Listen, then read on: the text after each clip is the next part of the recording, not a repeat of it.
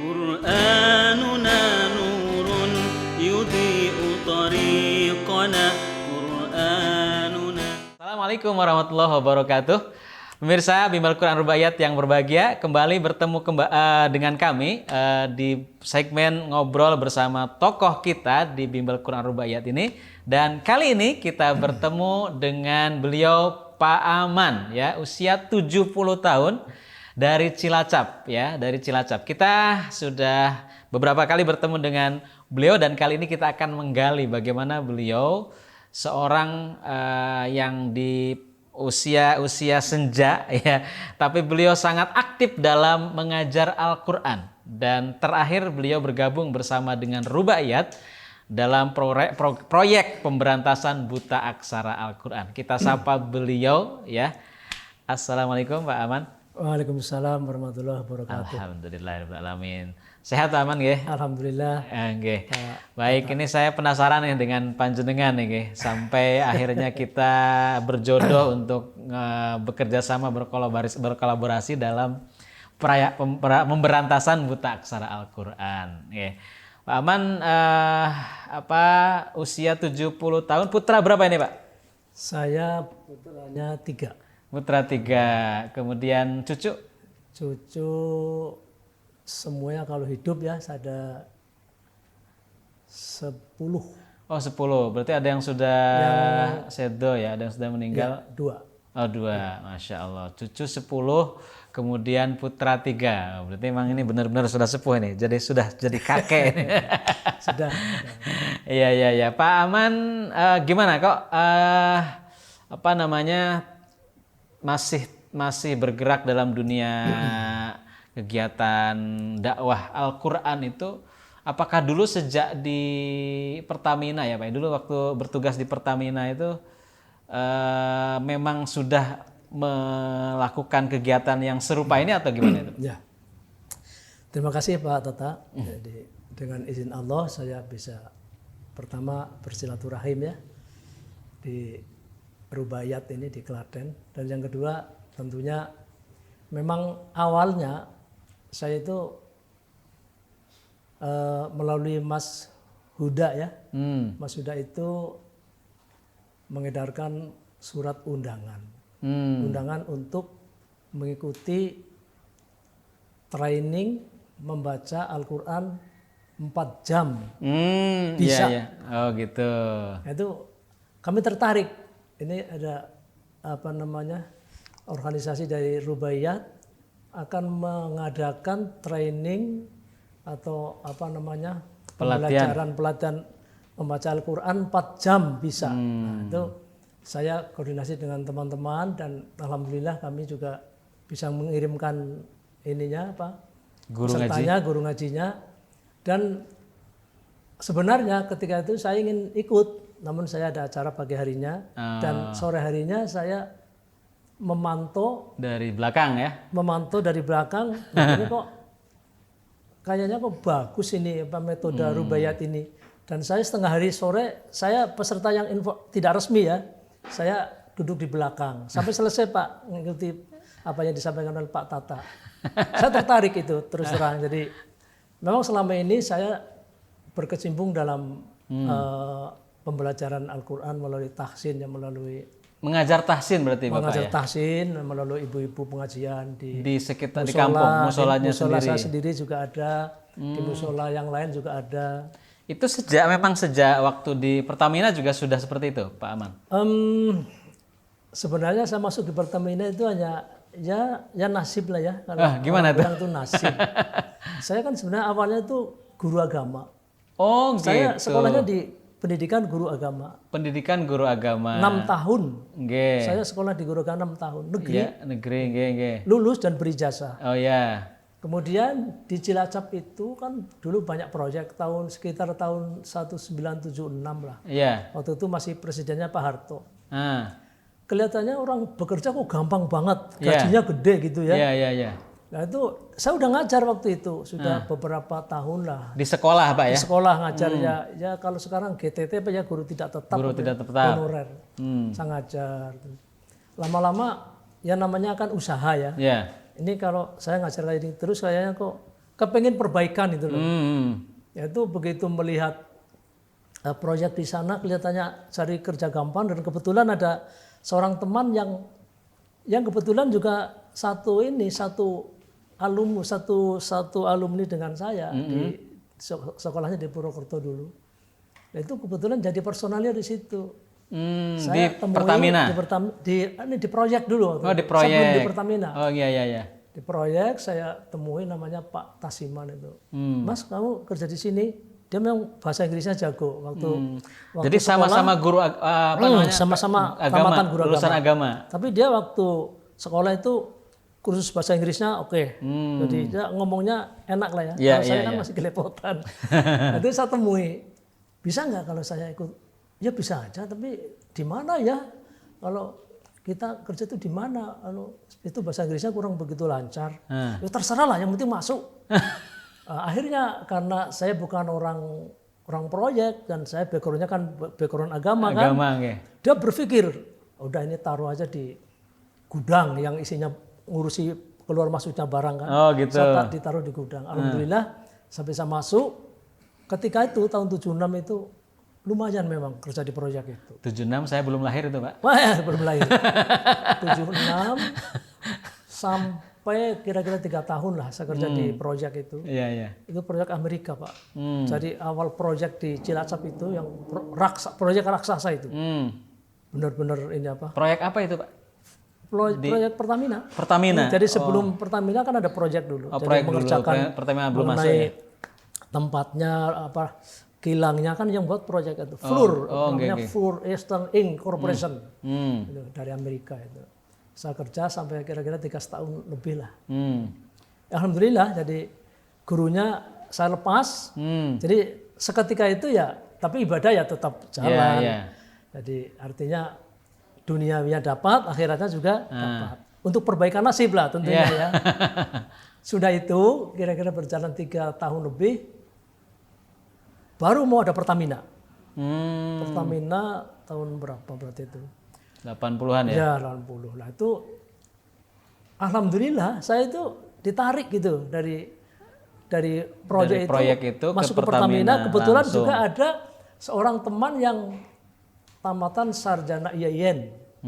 Namanya waktu itu saya tidak salah Dr. Randus Upakat. Itu kenal saya juga karena melalui dia kan sering ke masjid-masjid. Ngerti saya itu aktivis di masjid situ di dekat pabrik itu di proyek itu. Kenalnya melalui itu. Alhamdulillah ini ya mungkin kemudahan dari Allah ya. Saya ditarik ke situ, ditarik masuk ke Pertamina tanpa melamar. Beliau ya. Tanpa melamar, akhirnya sampai pensiun. Jadi tetapi walaupun di Pertamina kami alhamdulillah bisa bersama-sama pengurus yang lain merintis adanya kegiatan ibadah yang tadinya nggak ada masjid. Kita bikin masjid di dalam komplek Pertamina ya. Sampai jadi ada 3 masjid di merintis situ. Yang merintis ya Pak kami Aman ya. Ini dengan beberapa pengurus lah. Gitu. Karena saya akan termasuk orang lama di situ. Oh gitu. Jadi melalui kepengurusan yang namanya pengurus Badan Dakwah Islam. BDI ya. BDI. Dikenalnya itu. Badan Dakwah Islam Pertamina. Cilacap. Oh gitu. Alhamdulillah saya jadi selama kurang lebih di Cilacap saya kurang lebih hampir 15 tahun, 20 tahun lah kurang lebih. Di Pertaminanya itu ya. Dan saya alhamdulillah dipercayai oleh pimpinan perusahaan untuk ya itu bersama-sama pengurus yang lain saya megang sekretaris jenderal BDI. BDI-nya. Jadi memang sejak di Pertamina memang tidak lepas dari kegiatan dakwah ya Pak ya. Di Pertamina pun di luar dari kegiatan utama harian kerja di kantor ya Pak ya. Betul. Jadi tetap ilmu agamanya kami kepake akhirnya. Iya. Sehingga sekarang teman-teman itu kalau yang masih satu lifting dengan saya masih ingat. Pak Aman yang BDI dulu ya itu. Jadi langsung brandnya itu Pak Aman BDI gitu ya. Ya, ngertinya Pak Aman Badan BDI. Dakwah Islam Pertamina. Yang sekarang jadi Bazma itu Pak ya? Ya. Badan Amil Zakat Pertamina.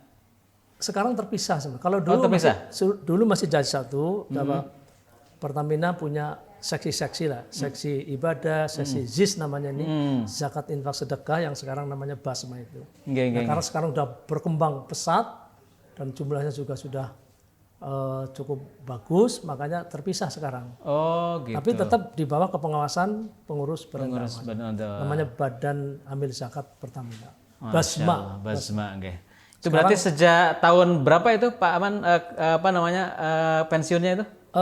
Begini, jadi ketika tahun 2000 saya kebetulan diberi tugas pindah ke Kalimantan. Kalimantan sampai 2015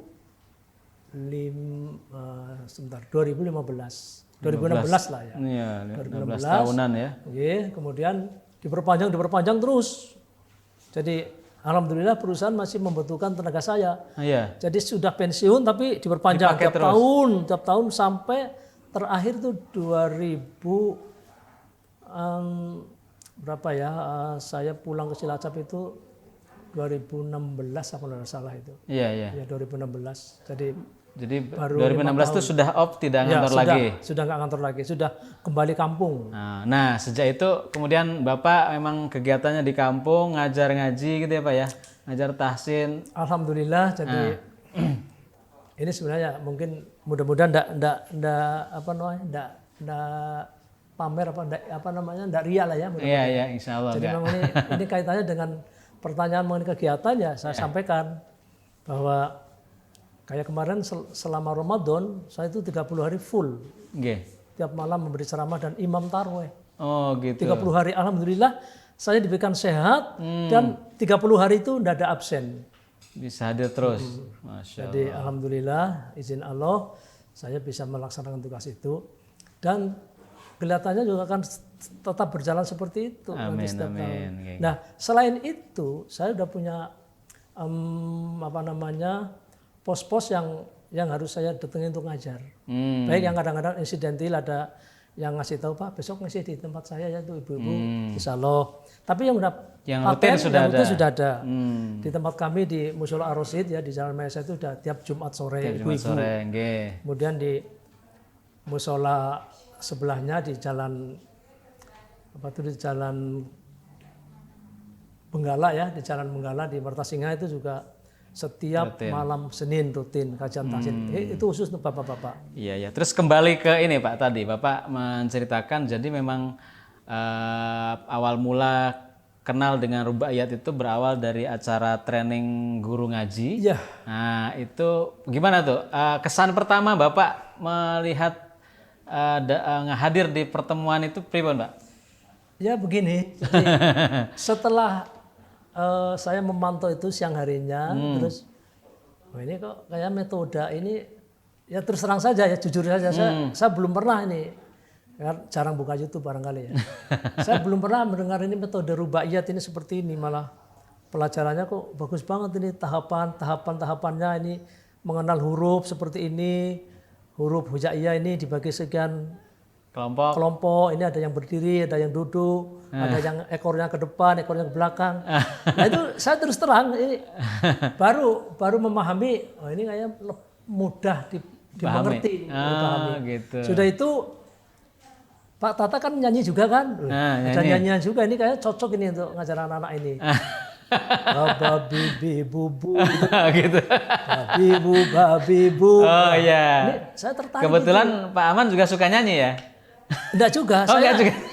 Nyanyi gini Pak. Kalau saya nyanyi itu dari mana mulainya, terus begitu nyanyi musiknya juga nggak pas, dan nanti berakhirnya mandeknya nggak pas juga. Terus terang ya nggak bisa nyanyi. Gitu. Cuma saya memang dulu sering, ya nggak sering lah, pernah ikut kursus qiraah. Jadi lagu-lagu, ya banyak yang jadi ya kemarin diajarkan oleh Pak Tata di kursus yang di STIA itu ya. Iya.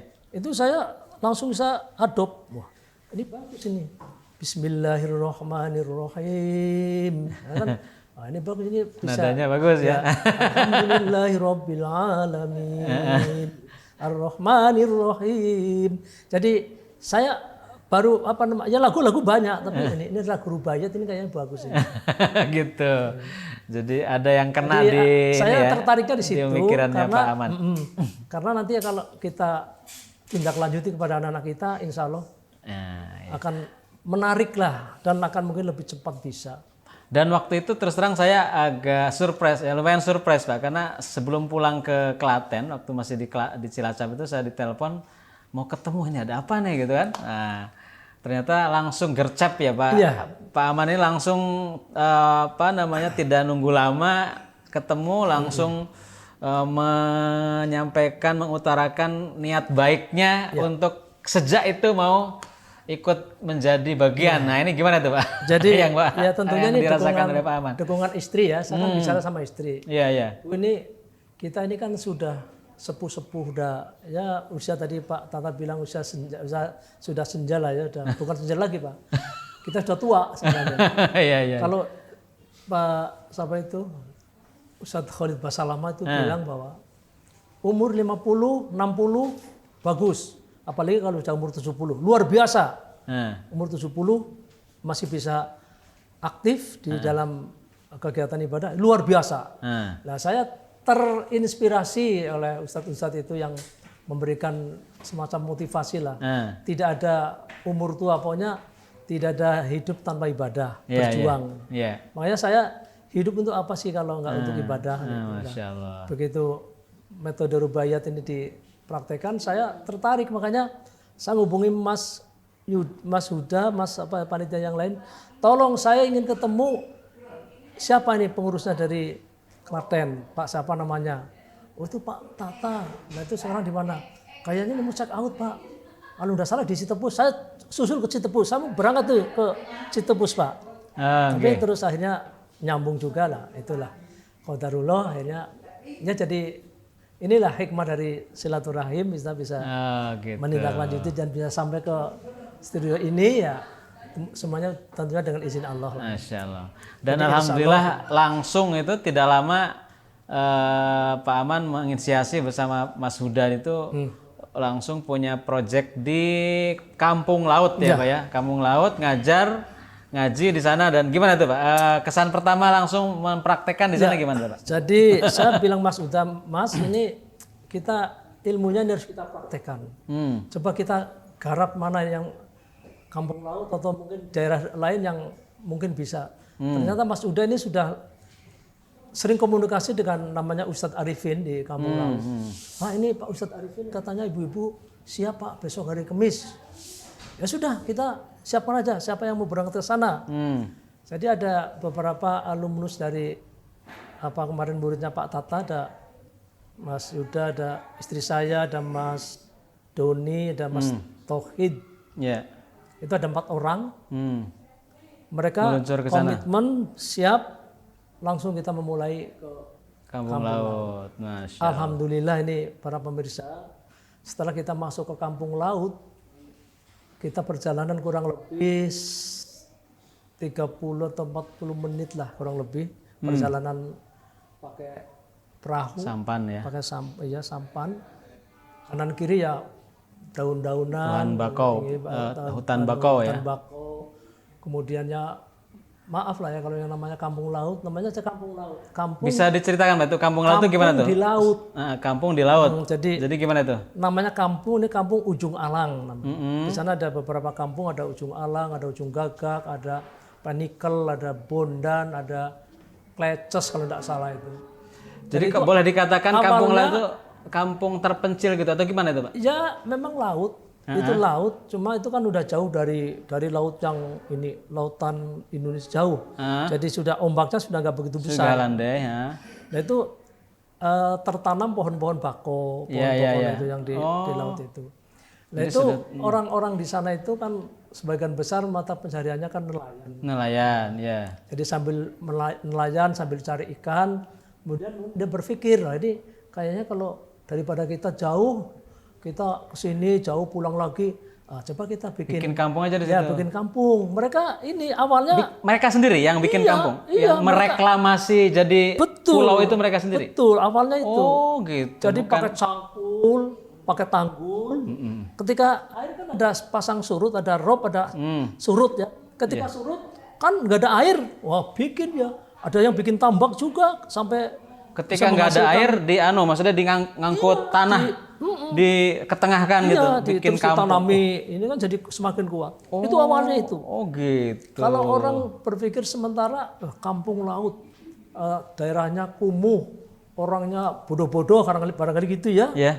Memang benar awalnya begitu, orangnya Karena memang para nelayan ya yang jauh ya. dari kegiatan Maaf lah kemasyarakatan di kota ya. Jadi itu awalnya itu benar, sekarang udah jadi kampung, udah puluhan tahun kan udah. Saya di Pertamina kan 30 tahun lebih ya, itu sudah hampir 40 tahun udah. Sekarang udah jadi kampung. Ya. Jadi tadi kampung laut itu memang awal mulanya hutan bakau yang sudah airnya kemudian tidak ada ombak gitu ya lah, dan aman gitu, dan banyak sekali masyarakat dari berbagai macam tempat itu pada nelayan nyari ikan lah di situ berbulan-bulan bertahun-tahun, daripada jauh kembali ke Jawa gitu ya, ke Pulau Jawa ibaratnya, mendingan bikin kampung di situ dengan cara mereklamasi secara mandiri gitu ya Pak ya. Awalnya seperti itu, namun sekarang kan sudah canggih kan teknologinya, jadi gitu. sekarang sudah pakai alat berat, sudah lebih mudah. Oh, jadi Bahkan memperluas pulaunya itu dengan alat berat. Bahkan pada membuat tambak udang di sana. Oh gitu. Ekspor besar anunya. Dari situ sebagai sumber pendapatan tersendiri ya. Itu di daerah ujung Gagak itu namanya. Sudah ada tambak udang sana. Sampai ada 4 desa gitu ya Pak ya di situ tuh. 4 desa jadi satu kecamatan kampung laut sendiri gitu ya. Kampung laut. Masya Itu Allah. kampung laut. Satu kecamatan dibuat direklamasi mandiri oleh rakyat ya. Luar biasa. Awalnya ya. itu awalnya. Oh gitu.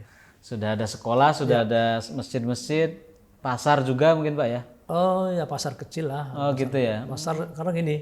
Jadi orang-orang kampung laut itu kan tidak semuanya mesti ke darat. Iya. Karena kan perjalanannya kan susah. Susah. Kalau ke kota itu ke Cilacap ya, kota itu sampai 2 jam. 2 jam. Pakai perahu. Pakai perahu ya. Tapi perahu sekarang kan pakai mesin. Kalau dulu pakai ini. Pakai gayung. Pakai mesin. Jadi Nggih. enak lah, nggak capek itu. Tapi 2 jam Pak. 2 jam. 2 jam baru nyampe dari pelabuhan ke pelabuhan. Belum belanjanya. Belum belanjanya ya. Itu sehingga rata-rata nggak pada nyebrang pergi, ya. Nggak nyebrang. Ini alhamdulillah kemarin bulan Ramadan kami dari ya katakanlah Timur Bayat ya, Cilacap perwakilan Cilacap ini sudah diberi kepercayaan penuh oleh Pak Ustadz Tata, kami mencoba. Jadi selama Ramadan itu alhamdulillah kami sudah melakukan 6 trip, 6 perjalanan ke kampung laut. Masya Allah. Jadi bisa dibayangkan bulan puasa kami berlima ya kalau salah. Kami berlima. Jadi setiap hari Kamis, hari Ahad kami melakukan kegiatan apa yang ngajar ngaji disampaikan oleh Pak Tata ketika mentraining para guru ngaji di Cilacap. Alhamdulillah ya sedikit-sedikit. Alhamdulillah ada hasilnya. Jadi insya Allah nanti akan kami tindak lanjuti setelah bulan Syawal ini untuk memantau keberhasilannya sampai sejauh mana untuk terutama untuk ibu-ibu yang sudah bisa baca Al-Quran. Jadi kami di sana Pak Tata kami kelompokkan seperti ini. Jadi ada yang sama sekali 0 belum bisa baca Al-Quran. Kemudian ada yang bisa baca Al-Quran tapi masih terbata-bata, masih panjang pendeknya masih belum benar. Terus yang ketiga ada yang bisa baca Quran, tajwidnya sudah bagus, tapi belum tahsin lah. Belum tahsin. Jadi saya bikin 3 kelompok. Iya, rata-rata ibu-ibu tapi ya. Ibu-ibu semua. Ibu semua. Alhamdulillah itu responnya sangat bagus, responnya sangat bagus. Jadi ada kira-kira 25 sampai 30 ibu-ibu. Jadi sudah 6 kali pertemuan. Dan insya Allah nanti ini setelah Syawal ini kita akan memantau hasilnya seperti apa. Kesana ya. Nah, terutama yang masih 0 sama sekali itu yang perlu kita pantau, itu ada beberapa ibu-ibu itu. Masya Allah, barakallah. Ini pemirsa sekalian, jadi ini salah satu kegiatan nyata kita pemberantasan buta aksara Al-Quran ya. Dan ini semakin kuat didukung oleh beliau-beliau ini yang sudah berpengalaman Pak Ustadz Aman ya. Jadi beliau bersama tim anak-anak muda di Cilacap ini telah memberikan contoh kepada kita ya, betapa pertama ya, ada satu tempat yang terpencil salah satunya, dan ini masih di Pulau Jawa loh ya, bukan di luar Jawa, yang namanya Kampung Laut, yang kita sendiri baru tahu nih ternyata Kampung Laut itu awal mula sejarahnya seperti itu tadi. Dan mereka sangat membutuhkan sekali kehadiran kita semua dalam berbagai macam program. Salah satunya program yang sangat dibutuhkan adalah program pengajaran Al-Quran ya, pengajaran Al-Quran.